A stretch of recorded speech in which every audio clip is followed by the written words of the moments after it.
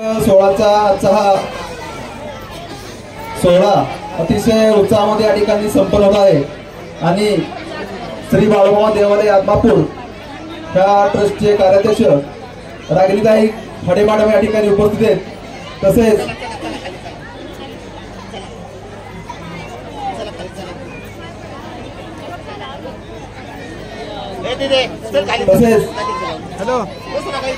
इतरही पंच कमिटीचे सदस्य उपस्थित आहेत। तर श्री संत सद्गुरू बाळूमामांचा जन्म कर्नाटक राज्यामध्ये बेळगाव जिल्हा तालुका चिक्कोडी आणि अक्कोळे या गावी संत सद्गुरू बाळूमामांचा जन्म झाला आणि बाळूमामांचा समाजनंतर महाराष्ट्र राज्यामध्ये आपल्या कोल्हापूर जिल्हा आदमापूर या गावी संत सद्गुरू बाळूमामांचं समाधी मंदिर आहे। मामांनी आपल्या संपूर्ण हयातीमध्ये त्या शाळा मंडळींची सेवा केली आणि मामांच्या बरोबर जे काही भक्त जोडलेले होते, सेवेकरी होते, त्यांच्या जीवनातील जी काही दुःख असतील ती मामांनी आपल्या सामर्थ्याने दूर केलेली आपण अनेक दाखले आपण बघितले असेल। बाळूमामांच्या हयातीमध्ये मामा मेतके गावामध्ये भंडारा यात्रा भरवत असत आणि अशीच मोठी यात्रा बाळूमामांनी मेतके गावामध्ये भरवलेली होती।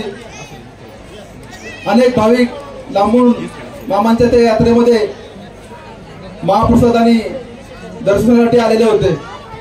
2-3 दिवस खूप मोठा महाप्रसाद या ठिकाणी चालू होता आणि त्या गावातील काही मंडळी अशी होती की मामांच्या तळावरती आल्यानंतर सेवा करणार, आलेल्या भाविकांना महाप्रसाद वाढणार, कुणाला काय लागते बघणार आणि काही लोक अशी होती की मामांच्या विषयी चेष्टा मस्करी करणार, म्हणणार की कोण धनगर आमच्या गावामध्ये आलाय, जत्रा काय भरवतोय, अनुदान काय करतोय असे मामांच्या विषयी बोलणार। त्या गावातील काही मंडळींनी काय केलं की म्हणले आपण यांच्याविषयी तक्रार करूया। त्यांनी तक्रार केली की आमच्या गावामध्ये यात्रा भरवलेली आहे आणि ते यात्रेचे जे काही पत्रवळे आहेत त्या पत्रवळ्यामुळे गावामध्ये मासे होत आहेत, जनावर आजारी पडतात अशी तक्रार केली मामांच्या विषयी। मग काय शासकीय अधिकारी तळावरती आल्यानंतर त्यांनी विचारलं बाळूमामा कुठे आहेत। सेवेकऱ्यांनी त्या अधिकाऱ्यांना मामांच्या समोर नेलं। अधिकाऱ्यांनी सांगितलं तुमच्याविषयी तक्रार आलेली आहे, तुम्ही या ठिकाणी जे काही यात्रा भरवलेली आहे त्याच्या पत्रवळ्याच्या मुळे गावामध्ये आजार पसरतोय, तुम्ही ह्या पत्रवळ्या उचलायच्या आणि त्या मेतके गावापासून 3 किलोमीटर लांब त्या डोंगरामध्ये नेऊन पत्रवळ्या टाकायच्या। मामा म्हणाले साहेब मी आलेल्या भाविकांना अन्नदान करू, महाप्रसाद वाढू, काय पत्रवळ्या उचलू। साहेब काय ऐकणार, ते काय म्हणले तुम्ही काय सांगू नका मला, तुम्ही आताच्या त्या पत्रवळ्या उचलायच्या।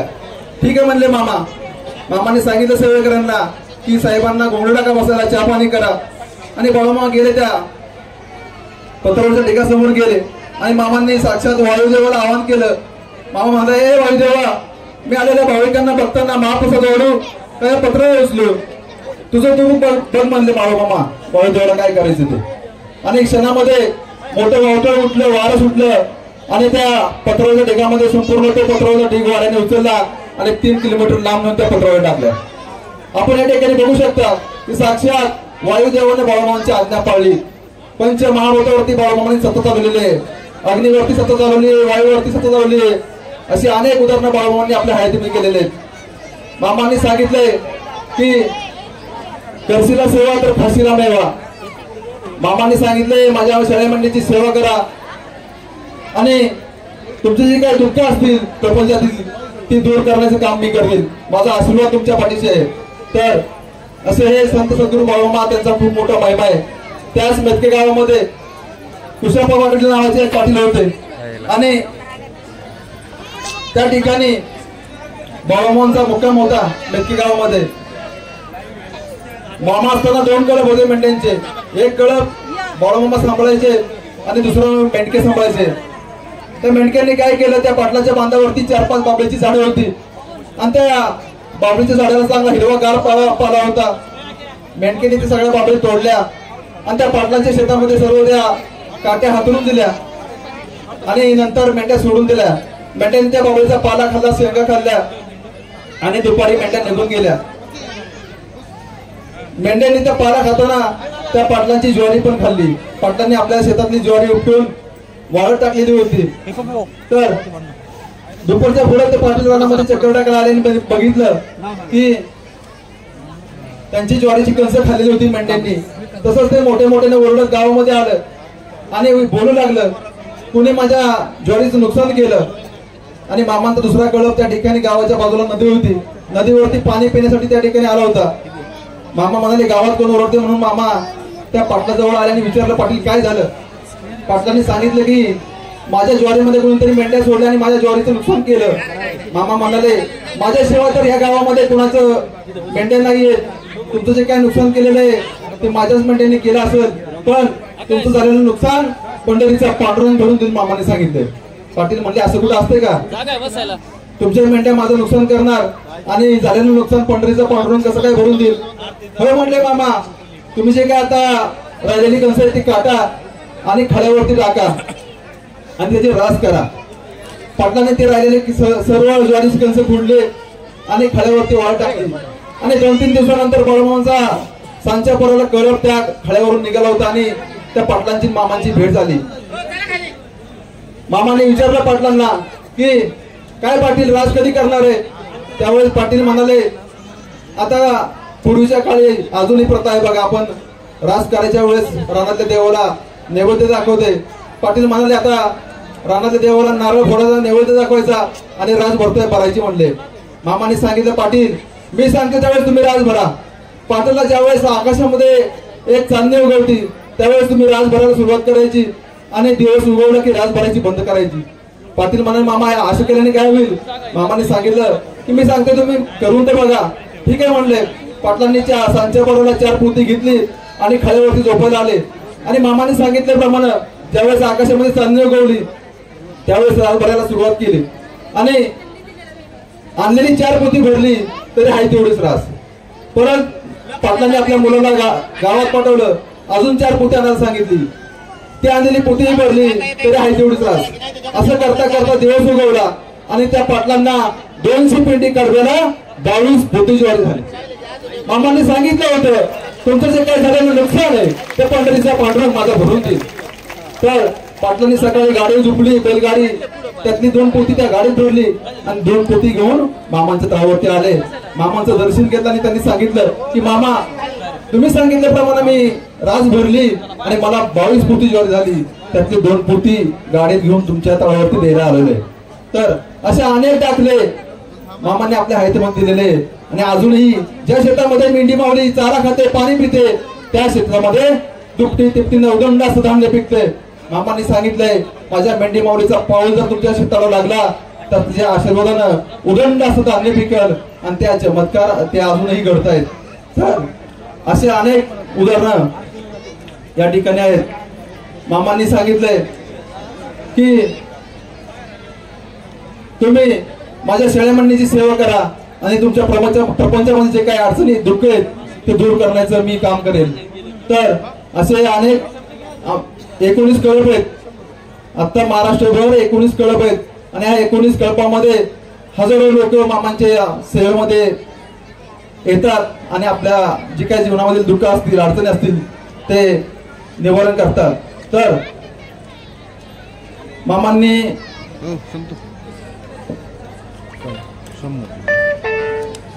तर मामांचा जो मुक्काम असायचा पावसाळ्याच्या दिवसामध्ये मामांच्या मेंढ्या खाली विजापूर भागामध्ये असायच्या आणि दिवाळी झाली की मामांचा मुक्काम कोल्हापूर जिल्ह्यामध्ये होत असत. तर एके वर्षी काय आलं, मामांचा मुक्काम खाली विजापूर भागामध्ये होता आणि पावसाळ्याचे दिवस असल्यामुळं मामांना ह्या गावावरून पुढच्या गावाला जायचं होतं. मामांना तर पुढच्या गावाला जायचं होतं आणि त्या गावाला लागून एक नदी गेलेली होती.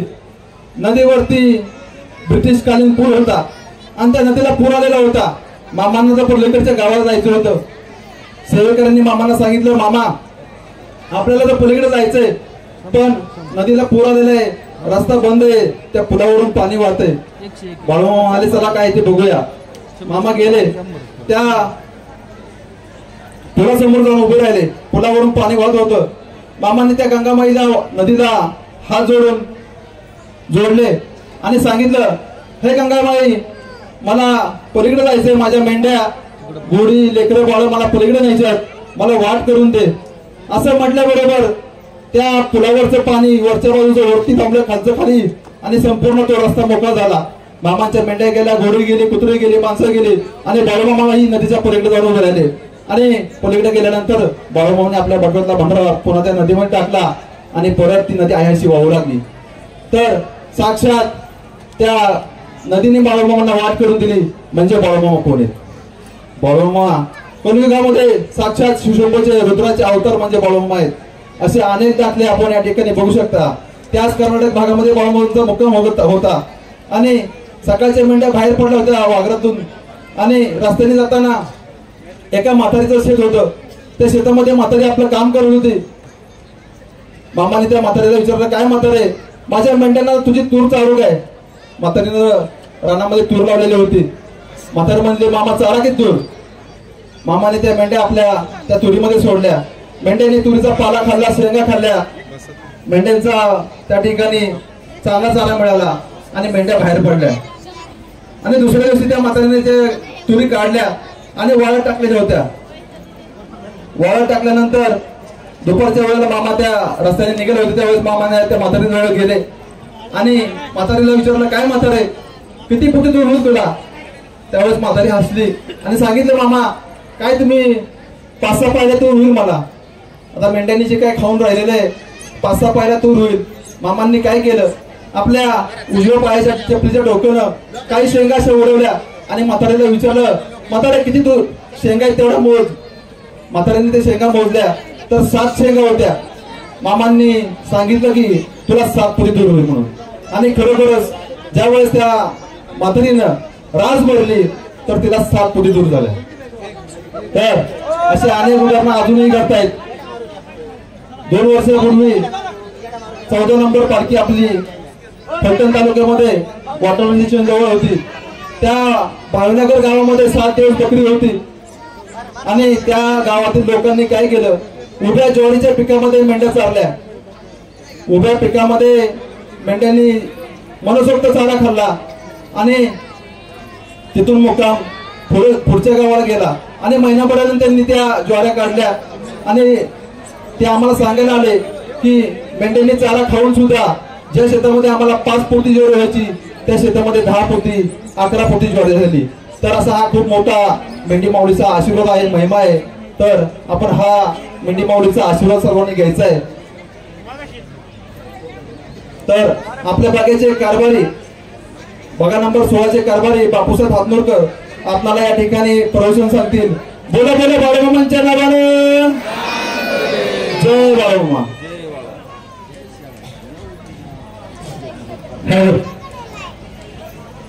सद्गुरू बाळूमामा देवाने ट्रस्ट पालखी क्रमांक 16 गेले 2 दिवसाचा मुक्काम आपल्या गावामध्ये त्या देवाची उरली. या ठिकाणी भगवंताचा पहिलंच बाळूमामांनी ठाण मांडलं. त्यामध्ये दुधात साखर म्हणल्यासारखं हा भगवंताची बकरी आली.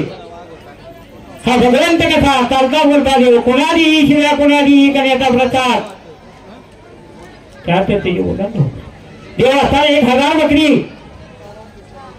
माझ्या भगवंताच्या अंत नाही, त्या भगवंताच्या बकऱ्याला अंत नाही. मामाने सांगितलंय, अरे या जगात बाळ धनगराची बकरी जगभर होते.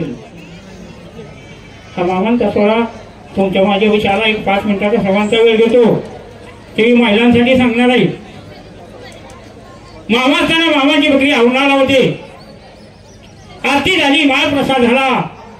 आज कशा महिला आरती झाल्या तशा महिला मामा असताना सुद्धा आरती करत होते. सकाळी संध्याकाळी माझ्या हालशी नाताची आणि बवलाई देवीची सकाळ संध्याकाळ मामा आरती करत होते. त्यावेळेला प्रत्येक जण महिला त्या भगवंताला सुख दुःख सांगत होती. देवा अगं शेतात पिकत नाही, गुराड होणार यास नाही, मुलक्याचं प्रपंचात लक्ष नाही, नवरा गावभर फिरतोय. मामाने जमिनीची माती उचलावी, तिच्या हातात द्यावे. जा सहज गोडी मामा बोलताना सहज बोलायचे. भिको पाटलाच्या रानामध्ये मामांची बकरी बसली होती. भिको पाटलाने मुलीला निरोप पाठवला. बाळ अगं बालमामाला दर्शनाला या. मुलगीने सकाळ सकाळी काम धंदावरला बरोबर झाली आणि संध्याकाळी मामाच्या दर्शनाला आले. मामाचं दर्शन घेतलं आणि मागं फिरून कित्ताना मामाने वाटेला भंडरा काढला, कपाळा लावला, विचारला अगं भिको पाटलाची का? हो मामा भिको पाटलाची. तुला कुठे दिली? मामा शेजारच्या गावामध्ये दिली. अगं तुझा प्रपंच? मामा माझा प्रपंच लई चांगला. अगं तुझा नवरा? माझा नवरा देवासारखा आहे. परगावाला मामा सर्व्हिस करतोय. अरे तुझी सासू ननंद जावा. सासूचं नाव घेतलं त्यावेळेला मुलीच्या डोळ्यामध्ये पाणी. भगवंताला दिसलं चेहरा कोणच तरी सुद्धा मुलीने सांगितलं मामा माझ्या घरची सुखी आहे. बाळमाने सांगितलं पुढे जगात काही चाललंय ती रोज बालू धनगराच्या डायरीला बुक आहे. तुझ्या घरातलं मला माहित नसत. मुलीच्या डोळ्यात पाण्याच्या धारा चालू झाल्या. मामाच्या पायावर डोळ्याच्या धारा पाण्याच्या पडत होत्या. सांगायला सुरुवात केली. काय सांगू मामा 5 वर्षी झाली लग्नाला मूल नाही. पोटाला घरी सासू माती ननंद जावा सर्व लोक त्रास देतात. येणाऱ्या दिसाला पाठ देते. आई वडिलाच्या घरी जावं. माझ्या 7 कुलीला भट्टा लागेल. काय करू मामा? मामाने वाट्याला भांडरा काढला. साडीच्या बजामध्ये भांडऱ्याची वर बांधले आणि मुलगी घरी गेली. वडिलांना सांगितलं बाबा मला सासरी नेऊन सोडा. वडिलांना सासरी नेऊन सोडली. राहिल्याला 20 वर्षाचं काम मुलीने केलं. दुपारच्या 4 वाजल्या. रानातली वस्ती होती. मुलीने धुण्याची बादली घेतली आणि हौदाव गेली. धुणं धुवायला सुरुवात केली. त्यावेळेला सासूला त्याची तलब झाली. सासूला हया मारायला सुरुवात केली. आगे हिकडी ये की. सासर वशील मुलगी होती. तिला काम आवरायचं होतं. तिने सांगितलं अहो आती एकच राहिले. दुसरी हरी मारली तरी म्हणायच्या आती एकच राहिले. 3 हऱ्या मारल्या. पोरगी म्हणायची एकच राहिली. आता सासूला म्हणजे 3 हऱ्या मारल्या तरी म्हणती एकच राहिले. माझी चेष्टा करायला लागली काय? सासू घरात बाहेर उठली. रानातली वस्ती असल्यामुळं पाणीचा पहिला चूल घराच्या बाहेर केलती. तिच्या बाजूला ठोकणी पडली होती. ठोकणी हातात घेतली आणि सासू पळत हौदाकडे सुटली. हौदाकडे सुटल्याने त्या पुरीने लांबलं बघितलं. आता काय म्हणजे ठोकाटल्याशिवाय सासू राहत नाही. सासू जवळ जायला आणि सासूला हात वर केल्याबरोबर अगं बाळमामा तुझी तू बोल एवढीच म्हटली. वाटणं खाली बसली. जवळजवळ 10 मिनिटं झाली. 10 मिनिटात योग्य ठोका नाही. बाळ म्हटले आती एवढ्या कशा जमाना हात्यात 10 मिनिटं झाली. 10-12 ठोकं एवढ्यात पडायचं. 10 मिनिटानं पुरीनं कान्यानं वर बघितलं तर सासूचा हात वर केलेला असा आ केलेला तोंड तसं. आता ती सासर वशील पोरगी ती लागली सासूच्या बहुतरी उड्याचं माराय. आधी तुम्हाला काय झालं ना? आधी तुम्हाला काय झालं? झालं. तिच्या कालव्याला जरा लांब 2-4 वस्त्या होत्या. तिथल्या 4 बाया पळत आल्या. त्या 4 बाया तिच्या हातासंग लोंबकलत होत्या. हात काय तिचा खाली आला तसाच वर झालं. तिला ते मात्र सासूला बोलायली ना. हात खाली होईना. आ केलेला तोंड तसंच, हात वर केलेला तसा. ती तिच्या पायाकडे बघायची, तोंडाकडे बघायची, पायाकडे बघायची, तोंडाकडे बघायची. आता बोलायचं येईना. झालं. ती बाया म्हणायला लागले तू काय म्हणलीस का? कुणाला बोलवलंयस का? आता ती सासर वशील पोरगी भेटलेली. अहो नाही म्हणते मी काहीच म्हणते नाही. झालं. त्या सासूनच मनातल्या मनात म्हटली बाबा कोणता देव असतील त्यास मला माफ कर. मी सुनाला काहीच म्हणत नाही. तसं पाटणं तोंड मिटलं तसा वरनं हात टाकणार पायावर. तुझं दोन्ही पाय धरती पण नाव कोणाचं घेतलं एवढं सांग. आता ती पोरगी सासर वशील भेलेली. अव नाही नाही तू सांगितल्याशिवाय पाय सोडत. आता ती पोरगी म्हणजे आती माझ्या माहेरचा देव आहे बाळमामा आणि त्या बाळमामाला मी हारी मारली. सासूने तिथनं हात जोडलं बालूमामा माझ्या हातून चुकी झाली, आजपासून माझ्या सोनाला लेकीसारखी सांभाळीने माफ कर.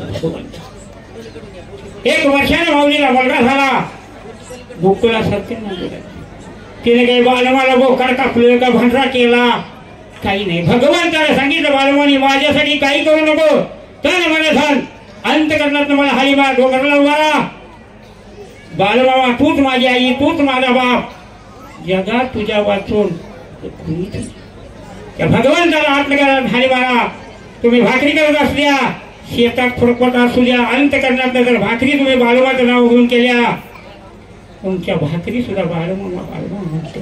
पण अंतकरणात पाहिजे. जनाबाईच्या गौऱ्या मिट्ट मिट्याला म्हणत होत्या, तुमच्या भाकरी भगवंताने सांगितलं माझ्यासाठी काय करू नको, मी 2 हातांनी द्यायला आलोय, फक्त येताना माझ्याकडे वाटाचा गळा घेऊन ये, फाटका वाटा घेऊन येशील, वाटेत टाकून जाशील. हा जगाचा जगान आहे. बालमामा आपल्या गावात आला, 1 दिवस 2 दिवस ते आपल्या गावात राहतील. 29 तारखेपर्यंत आपल्या गावामध्ये उठले आहे. त्यांच्याकडे चारा असेल त्यांनी चाऱ्याची व्यवस्था करा. मामाने सांगितलं अरे माझ्या मिनीला ज्याला चारा दिला, बालूधनगरांनी जगात नाव केलं त्याचं, मिनीला फक्त चारा द्या. आम्ही चालती बोलती माणसं आहे, आम्हाला काही पद्धतीने तुमच्या दारातून मागून ठेवू. मेंढीसाठी सर्वांनी सहकार्य करावं. सर्व भाविकांना सूचना. आरतीची वेळ झालेली आहे. पुजारी मंडळी, बाळोमा देवाले उरळी घेतलेली पुजारी मंडळींनी कृपया केली यायचं आहे. आरतीची वेळ झालेली आहे. आपण आरतीसाठी हजर राहायचं.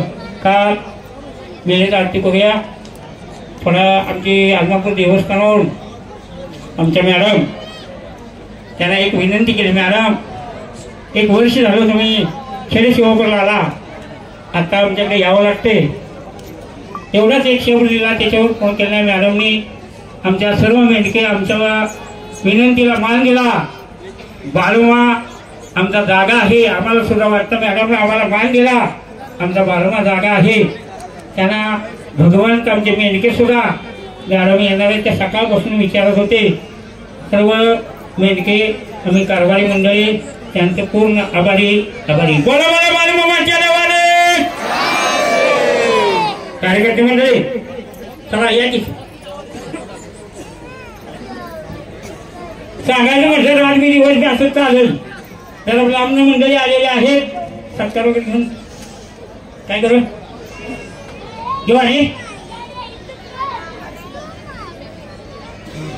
ठीक आहे. आज आल्या आमची मी देवस्थानातून आलेली मंडळी मागे जाणार आहे. तो तर मामा असताना तर सर्वांनी शांत बसला. चांगलं काहीतरी कानावे. आम्ही तुम्ही ऐकलं काही नाही ऐकलं काय, आमचं रोज ह्या गावातनं त्या गावात, त्या गावातनं त्या गावात रोज ही चालूच आहे. मामा असताना मामाची बकरी कर्नाटकला होती. भगवंताने घरचा विनाश कसा केला. घरच्यांना सुटी न सुटी देणारा देव आहे. तुम्ही आम्ही तर कुठल्या झाडाचं पाळलं वारं आलं होईल.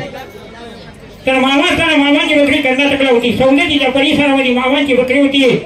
आरती झाला, महाप्रसाद झाला. भगवंताची बकरी खायला सुटली. मामाला कळालं त्या डोंगराला बकऱ्या गोकड्याची दत्ता होत्या, रक्ताची पार होत्या. मामा म्हणजे बघायचंय रक्त पिणारी बकऱ्याचं मांस खाणारी देवी घेतली आहे. आणि मामा पायऱ्याकडे डोंगरावरती गेले. बघितलं ते खरंच रक्ताची पार होती. भगवंताच्या डोळ्यामध्ये पाणी आलं. कशासाठी आलं. मुक्या प्राण्याचा जीव घेणारे असली कसली दिवे. तिच्याकडे बघितलं आणि सांगितलं आज बाय म्हणले माझे राजले गाजले सर्व भक्त तुला काहीतरी मागा येत्यात, तुला काहीतरी सांगा येत्यात. त्या माऊलीचा फाटका सोडस नाही. तिच्या डोळीला माका नाही, अंगावर धनभर साडी नाही, तिच्या मुलाला छेती सुद्धा नाही. त्याच माऊलीला बकऱ्या कोकड्याचा निवास मागते. देवीत आणि दोघंच भांडण झालं. आणि बाळूमामा पाहिजे उठतात. बऱ्याच अंतरावर मागाला एक वडाचं झाड होतं. झाडाखाली उभा राहिले आणि मागे फिरून पाहिलं. 5 फड्याचा भुजिंग मामाच्या मागे चालत होता. मामाने त्या सर्पाकडे बघितलं आणि सांगितले हे सुक्कारीच्या. मामाचा ज्याने ग्रंथ वाचला त्याला हे सर्व अभ्यास झाला. का तर मामांचा पूर्ण ग्रंथ जे आहे पूर्ण रांगड्या भाषेमध्ये हा मामांचा ग्रंथ आहे. त्यांनी सांगितले सुकारीच्या माझ्या मागं कुठे येते तुझ्या देवीचं रक्षण करा डोंगरावर. हा बघता बघता माणसासारखी जीव आकोड झाली. मुखात वाचा फुटले. देवा जगायचं तुझ्यासाठी मरायचं तुझ्यासाठी तुझ्यासारखा देव तिने तालाक पाहिला नाही मी तुझ्याच मागे येईल. मामाला माहित होता हा सर्प जर घरी गेला तर माझ्या घराचा विनाश होणार आहे. आले देवाजीच्या मनात येते कोणाची चाले ना. त्या म्हणीप्रमाणे सर्पाला घेतले मामा चालत राहिले. मधल्या मार्गी मामाची बकरी तिथनं उठली. मराळहाटी गावामध्ये मुक्काम पडला. त्या मराळहाटी गावामध्ये असा प्रकार होता कुठल्याही गावचा बकरीवाला आला एक बकरं काढायचं ना मस्त बाकी मेजवानी करायची. हा परंपरा धंदा. बाळापा बागडी त्याचा मोर्ची होता. 21 मुलं बरोबर होती. मुलांना सांगितलं बकरीवाला म्हणजे रगड बकरी संध्याकाळी तळाव जायचं. सर्व मुलांनी काळी कपडी परिधान केली. सर्व अंगाला फासलं आणि रात्री 10 वाजता मामाच्या तळावर जाय निघाले. पण बाळमामाला पुढे होणाऱ्या गोष्टीची चावल लागत होती. बाळमाई हाय माझी कुणाला माझ्या पंढरीच्या पांडुरंगाला. हे माझ्या पंढरीच्या पांडुरंगा पंढरपुरात काय करतोय म्हणजे तुझ्या मेंढ्याला केलं तू यायचे सगळ्यात निवडी माझ्या बाचं काय उठलं या.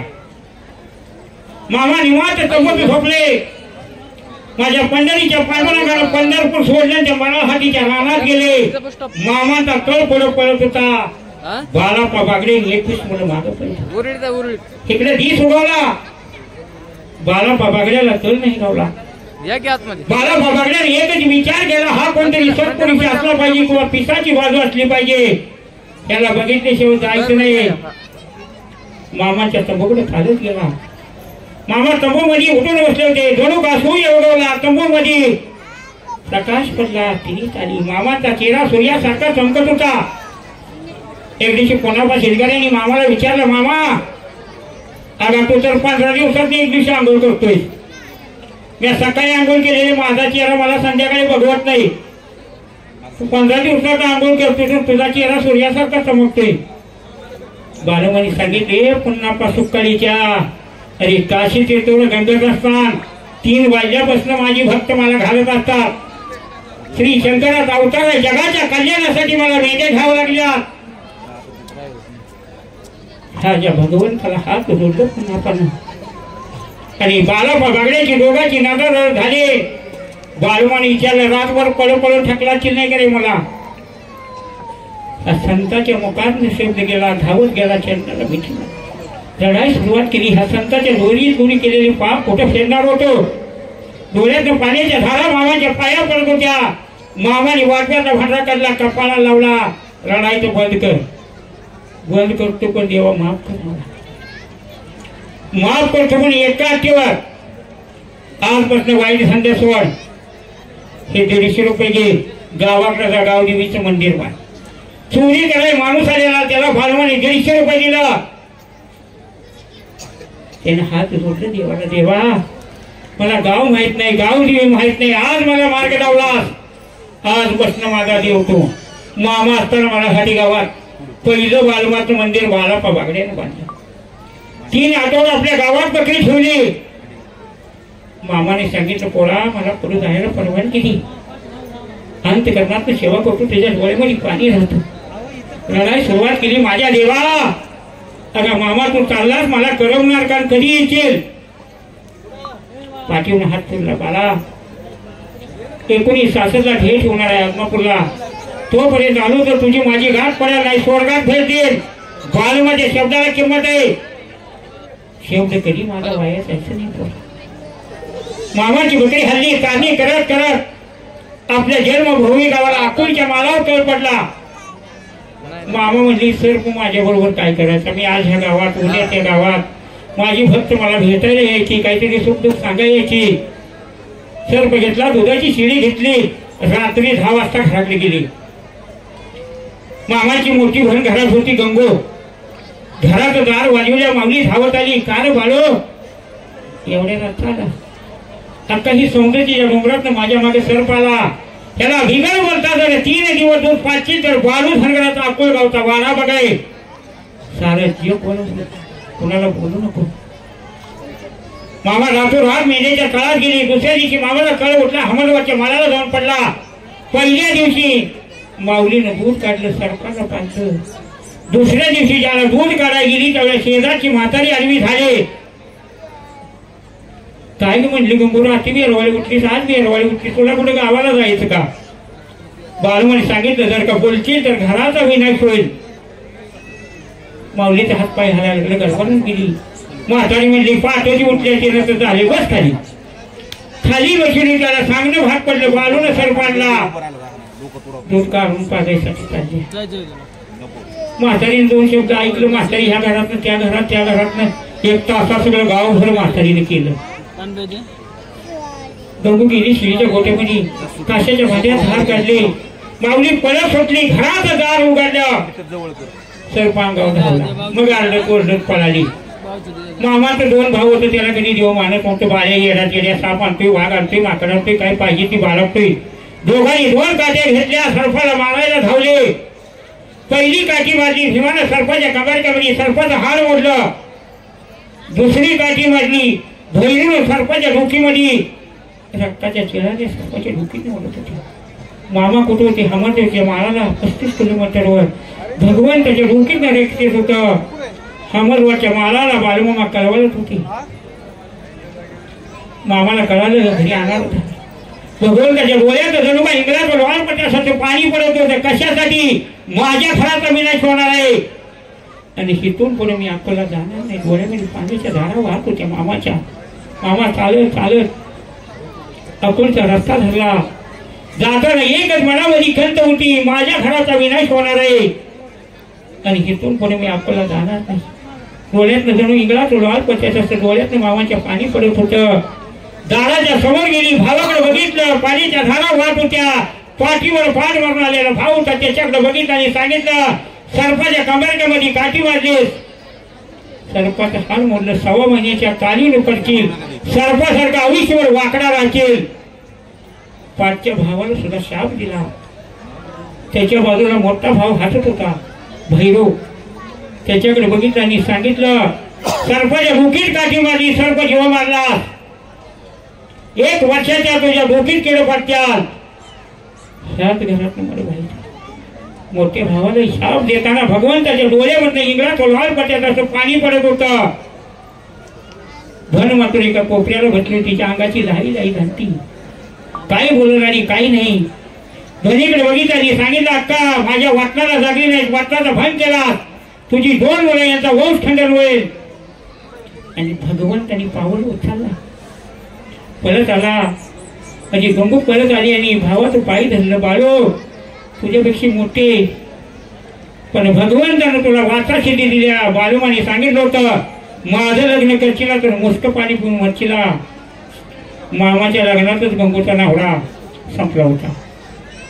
त्यावेळी मोठा असून पायी धरला.